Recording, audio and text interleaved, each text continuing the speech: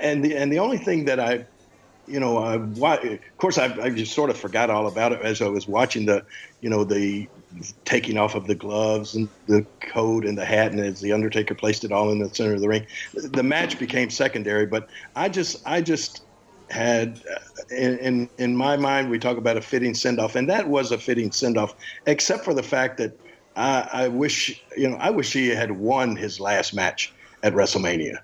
Or maybe you wouldn't have had to been against Roman Reigns or something like that. But I would have rather seen him, walk off into the sunset with that one arm, raised in victory. To me, that would have been a little more fitting send off. But you know what? I think that was probably Mark's decision, and he's just a heck of a guy, and I thought that was probably what he felt he wanted to do for Roman on his way out. In wrestling, Jerry, usually when you retire, it's, this is my first retirement or this is my second retirement. But with The Undertaker, is this it? Have we seen the last of The Undertaker? Well, I think there's only one person who knows that for sure, and maybe even he doesn't know that for sure right now. That's The Undertaker.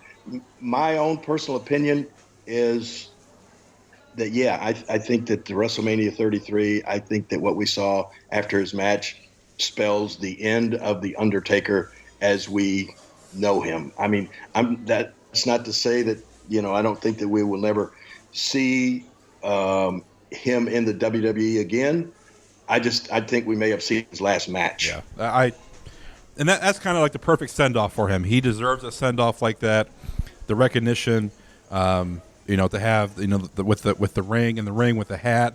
And I guess even after the fans cleared out, the spotlight was still on his hat, his trench coat, and his gloves. They left it in the ring, even when the stadium was being teared down. They left it in the ring for amount of time afterwards. Yeah, and if you remember, it was like, and I certainly don't blame him. It was almost like they feared a Tom Brady jersey. The Super Bowl jersey incident or whatever. If you remember, you came to the after party, Glenn, and there was the Undertaker's gear was all brought to the after party, and over in the corner, and a guard was, placed in front of the gear until they could get it back on the plane the next day back to the headquarters in Stamford, Connecticut. Yeah, so he had a guard guarding the trench coat, the gloves, and the hat. Yes, you didn't see him? Wow.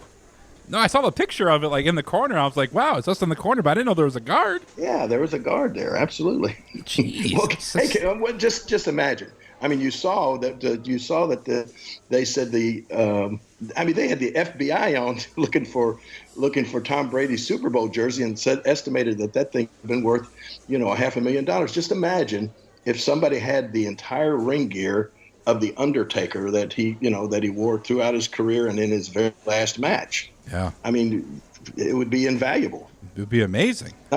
Yeah, it would be amazing. So that's why there was a guard over there at the after party for people like you being in there without a wristband. Oh, come on. No, come on, I I know wouldn't you do that. had a wristband. I know you wouldn't. Come on. No, but I'm saying, like, why was it in the after party and not up in his room? Well, because Mark the Undertaker did not take this gear with him. He left it there. He left it to the WWE universe. He left it. That's what he left in the ring. He right. So I mean, I'm sure that down the line next year at WrestleMania Access, that gear will be on display, prominently, just the same way that it was stacked up there at the end of the match by the Undertaker. I would assume they had it like locked away or something. They would take it off out of the ring and put it like in a safe somewhere until, whoever was handling it would be flying out the next day or whatever. I figured it'd be he had probably an armed guard. I'm sure the guy was armed. Well, I mean, you're probably thinking they should have put it in an armored car, but after watching Raw last night, even an armored car wouldn't be safe with Braun Strowman around. This is just like anything could happen in the WWE. So that's why they had the guard and they made sure it was transported to the headquarters. I'm sure it is under lock and key now.